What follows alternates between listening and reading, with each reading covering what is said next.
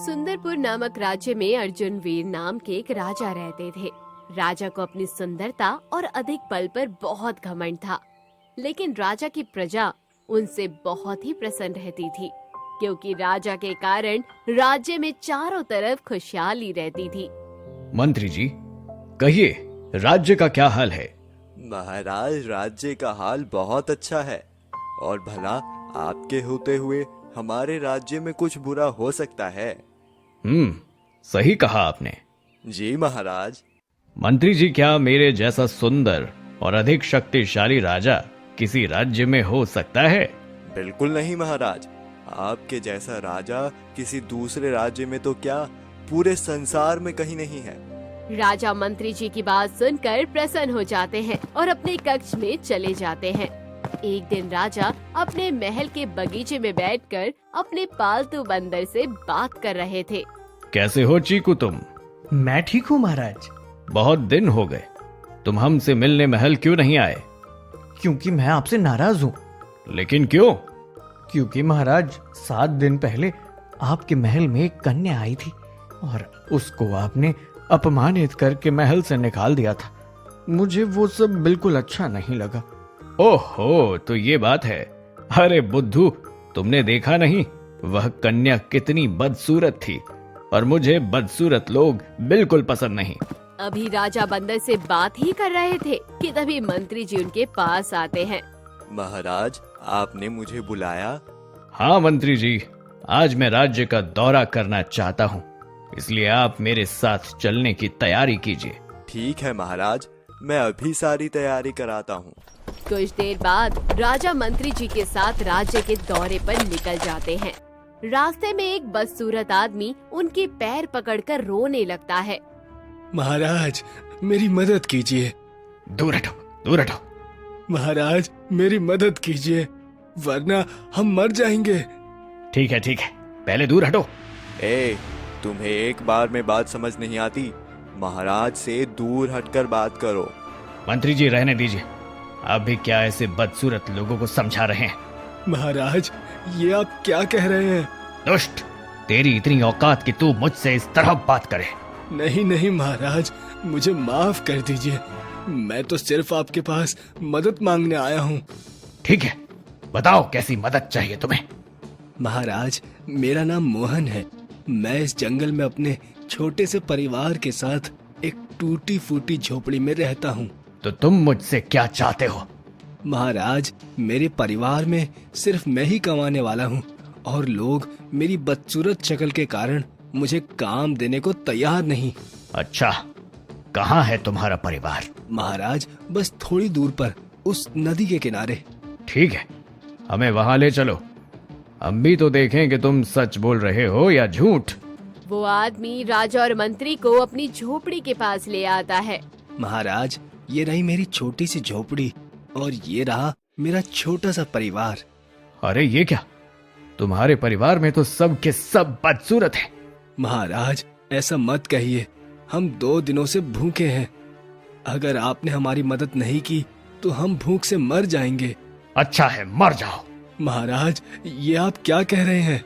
तुम जैसे बदसूरत लोग मेरे राज्य के लिए सिर्फ एक बोझ हो। अच्छा होगा कि तुम सब मर जाओ, तो कम से कम मेरे राज्य से थोड़ा बोझ कम हो। महाराज, ऐसा मत कहिए, मेरे छोटे छोटे बच्चे हैं, कुछ तो रहम करिए। अरे हट, चलिए मंत्री जी। राजा ये कहकर जैसे ही अपने कदम आगे बढ़ाते हैं, वैसे ही वहाँ एक महान तपस्वी आ जाते हैं, जिन्होंने उन सबकी सारी बातें सुन ली थी। प्रणाम महाराज। प्रणाम तपस्वी। महाराज, क्या मैं पूछ सकता हूँ कि यहाँ क्या हो रहा है? तपस्वी के पूछने पर राजा उन्हें सारी बातें बताते हैं, जिसे सुनकर तपस्वी राजा से कहते हैं, महाराज, ये तो भगवान की लीला है। भगवान ने ही किसी को सुंदर तो किसी को बदसूरत बनाया है। भला इसमें इंसानों का क्या कसूर? तपस्वी, ये सब कहने की बात है। इन जैसे बदसूरत लोगों को जीने का कोई हक नहीं। जहां कल को मरना है वहीं ये आज मर जाए। दुष्ट राजा, तुम इतने निर्दयी निकलोगे, मैंने सोचा नहीं था। तपस्वी, जाइए, आप अपना काम कीजिए। दुष्ट राजा, मैं तुम्हें श्राप देता हूँ, कि जिस सूरत और ताकत के बल पर तुम इतना अकड़ रहे हो, ये सब तुमसे छिन जाएगा।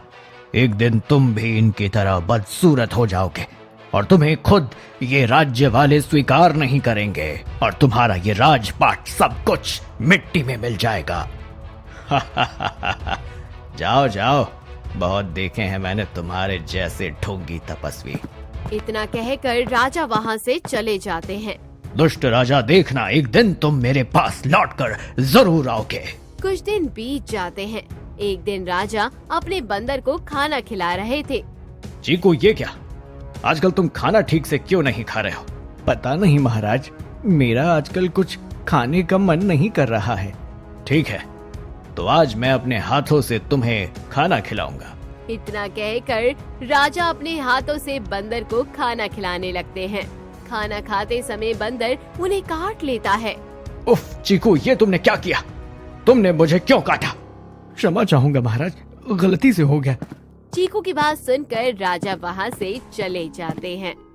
कुछ देर बाद राजा के शरीर पर अचानक से अजीब अजीब से निशान दिखने शुरू हो जाते हैं। अरे ये निशान कैसा है? अभी राजा अपने शरीर पर निशान ही देख रहे थे कि तभी मंत्री जी वहाँ पर आ जाते हैं। महाराज, ये क्या? ये आपके शरीर पर और चेहरे पर निशान कैसे हैं? पता नहीं मंत्री जी, ये क्या हो रहा है? और फिर देखते देखते राजा की सुंदरता बदसूरती में बदल जाती है। मंत्री जी, जल्दी वैद्य को हमारे पास लेकर आइए। राजा के आदेश पर मंत्री जी वैद्य को तुरंत बुलाकर लाते हैं। वैद्य जी, ये मुझे क्या हो रहा है? जल्द से जल्द आप मेरा इलाज कीजिए। क्षमा चाहूंगा महाराज, मगर आपको बहुत सारी बीमारियां हुई हैं जिसका इलाज मेरे पास नहीं है। वैद्य जी ये कहकर वहाँ से चले जाते हैं। कुछ देर बाद राजा खुद को शीशे में देखकर डर जाते हैं। ये मुझे क्या हो गया? मेरी सुंदरता कहाँ चली गई? अब मैं क्या करूँगा? इतना कहकर राजा उस शीशे को तोड़ देते हैं। कुछ दिन ऐसे ही बीत जाते हैं। एक दिन राजा अपनी बदसूरत शक्ल के साथ महल की गद्दी पर बैठे थे। तभी एक बूढ़ी औरत उनके पास आती है। कहिए अम्मा, मैं आपकी क्या सहायता कर सकता हूँ? महाराज, आप पहले खुद की सहायता कर लीजिए, फिर किसी की कीजिएगा। क्या मतलब है तुम्हारा? आपको अपनी सुंदरता पर बहुत घमंड था ना, जिसकी वजह से आपने मेरी मजबूर पुत्री को अपमानित करके महल से निकाला था। और आज आप खुद को देखिए, क्या हो गया है? आपको अभी भी लगता है कि राज्य की प्रजा एक बदसूरत अहंकारी राजा से कोई मदद लेना चाहेगी? बूढ़ी औरत ये कहकर हंसते हुए वहाँ से चली जाती है। मंत्री जी, आज के बाद ये औरत मुझे नजर नहीं आनी चाहिए। जो आज्ञा महाराज। अभी राजा मंत्री जी को आदेश ही दे रहे थे कि तभी उनके पास कुछ विरोधी राजा आते हैं। राजा अर्जुन वीर, हमें नहीं लगता कि अब आप इस राज्य को संभाल पाएंगे, इसलिए आपका इस राज्य को छोड़ना ही बेहतर होगा। और फिर सारे विरोधी राजा मिलकर राजा अर्जुन वीर को अपमानित करके राज्य से निकाल देते हैं। महाराज, मुझे लगता है आपको उन तपस्वी का श्राप लग गया है। हाँ मंत्री जी, अगर अब मैं इस श्राप से मुक्ति कैसे पा सकता हूँ? महाराज, अगर आप उन तपस्वी से माफी मांगो तो शायद आपका श्राप खत्म हो जाए। लेकिन हम उन्हें ढूंढेंगे कहाँ? ये तो मुझे भी नहीं पता महाराज। क्यों ना हम अलग अलग होकर उन्हें ढूंढने निकलें? हाँ मंत्री जी, ये ठीक रहेगा।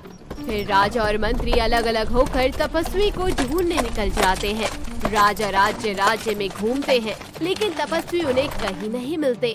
फिर राजा उदास होकर ऊंचे पर्वत पर जाते हैं। अब मैं बहुत थक चुका हूँ, शायद यही मेरे कर्मों का फल है। मुझे जीने का कोई हक नहीं। मैं इस पहाड़ी से कूदकर अपनी जान दे दूंगा। इतना कहकर राजा जैसे ही पहाड़ी से कूदने के लिए अपने कदम बढ़ाते हैं, वैसे ही वही तपस्वी उनका हाथ पकड़ लेते हैं। ये आप क्या कर रहे हैं? तपस्वी, मुझे माफ कीजिए। मैंने लोगों के साथ बहुत बुरा किया। मुझे अपने पापों का एहसास हो गया है। आप मुझे माफ करके अपना श्राप वापस ले लीजिए। महाराज, आपको अपने पापों का एहसास हुआ, यही अच्छी बात है, लेकिन मैं अपना श्राप वापस नहीं ले सकता।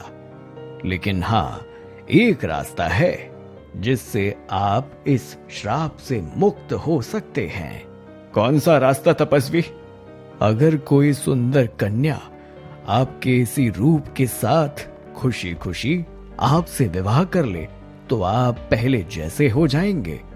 लेकिन मेरे इस रूप के साथ तो कोई बदसूरत कन्या भी विवाह नहीं करेगी तपस्वी। ऐसा नहीं है महाराज, इस संसार में बहुत सारे लोग ऐसे हैं जो तन की सुंदरता के बजाय मन की सुंदरता को पसंद करते हैं। आप एक बार कोशिश करके तो देखिए। तपस्वी की बात मानकर राजा एक सुंदर कन्या की तलाश में निकल पड़ते हैं। राजा थक हार कर नदी के पास लगे पेड़ के नीचे बैठ जाते हैं। तभी वहाँ कुछ कन्याएं आती हैं। वो देखो सखियों, वो आदमी कितना भयानक है ना। हाँ हाँ हाँ, तुमने सही कहा। उस आदमी को देखकर तो मुझे घृणा सी महसूस हो रही है। चुप करो तुम लोग, वो भी हमारी तरह इंसान है। क्या हुआ अगर वो बदसूरत है? उसको तो भगवान ने ही बनाया है ना। ठीक है, छोड़ो छोड़ो उस बदसूरत को और चलो हम लोग नदी किनारे चलते हैं। और फिर वो सब नदी किनारे बैठकर हंसी ठिठोली करने लगती है। तभी सुनैना उठती है। सुनैना, कहाँ जा रही हो? वहाँ मत जाओ, वो नदी बहुत गहरी है, तुम डूब जाओ। सुनैना ये कहकर नदी में उतर जाती है। नदी गहरी होने के कारण सुनैना उसमें डूबने लगती है। बचाओ बचाओ, मुझे कोई बचाओ। राजा पेड़ के नीचे आंखें बंद करके बैठे थे। तभी उन्हें सुनैना की चीख सुनाई देती है। अरे वो कन्या तो डूब रही है, मुझे उसे बचाना होगा। कोई मेरी मदद करो। आप चिंता मत कीजिए, मैं आपको कुछ नहीं होने दूंगा। इतना कहकर राजा नदी में कूद जाते हैं और सुनैना को बचा लेते हैं। आपका बहुत बहुत धन्यवाद। अगर आप मेरी जान ना बचाते तो मैं आज मर जाती। धन्यवाद की कोई जरूरत नहीं, इंसान ही इंसान के काम आता है। आपकी जगह कोई भी होता तब भी मैं उसकी इसी तरह मदद करता। राजा की बात सुनकर सुनैना दिल ही दिल में बहुत खुश हो जाती है। मुझे जिस इंसान की तलाश थी आज वो मुझे मिल गया है। सुनैना ये सोच ही रही थी कि तभी राजा उनसे कहते हैं, आप ठीक तो है ना? अगर आप बुरा न माने तो मैं एक बात कहूँ। जी कहिए। क्या आप मुझसे विवाह करोगे? मगर आप मुझ जैसे बदसूरत इंसान से विवाह करना चाहती हैं? क्योंकि आपने बिना स्वार्थ के मेरी जान बचाई है। अभी वो दोनों बात ही कर रहे थे, तभी वहाँ सुनैना के माता पिता आते हैं। सुनैना उनके सामने राजा से विवाह करने की इच्छा जाहिर करती है। पुत्री, ये तुम क्या कह रही हो? तुम इस बदसूरत से विवाह करोगी? पिताजी, आप ऐसे कैसे किसी को बदसूरत कह सकते हैं? आखिर इन्हें भी तो ईश्वर ने ही बनाया है। लेकिन सुनैना, आखिर तूने इसमें देखा क्या है जो तूने अचानक इतना बड़ा फैसला ले लिया? शायद आप दोनों भूल रहे हैं कि आज इसी बदसूरत इंसान ने आपकी सुंदर पुत्री की जान बचाई है। सुनैना की इस तरह कहने पर उसके माता पिता को अपनी गलती का एहसास होता है और वो दोनों उसके विवाह के लिए राजी हो जाते हैं। और फिर राजा और सुनैना मंदिर में विवाह कर लेते हैं। विवाह करते ही राजा अपने असली रूप में आ जाते हैं। अरे, आपका रूप कैसे बदल गया अर्जुनवीर? फिर राजा अर्जुनवीर सुनैना को अपने श्राप के बारे में बताते हैं। मुझे खुशी हुई महाराज कि आप एक अहंकारी राजा से एक मददगार राजा बन गए। हाँ, क्योंकि अब मैं समझ चुका हूँ कि हमें कभी भी किसी चीज का घमंड नहीं करना चाहिए। ईश्वर ने हमें कुछ दिया है अगर, तो हमें ईश्वर का एहसान मानना चाहिए और हमेशा दूसरों की मदद करनी चाहिए। राजा को श्राप से मुक्त होते ही अपना रूप और राजपाट दोनों वापस मिल जाता है। अब राजा सारे भेदभाव भी खत्म कर देते हैं। तो दोस्तों, कहानी यही खत्म हुई। कहानी कैसी लगी कमेंट बॉक्स में जरूर बताइए। चैनल को जरूर सब्सक्राइब कीजिए। तो दोस्तों, कहानी कैसी लगी कमेंट बॉक्स में जरूर बताइए। चैनल को जरूर सब्सक्राइब कीजिए।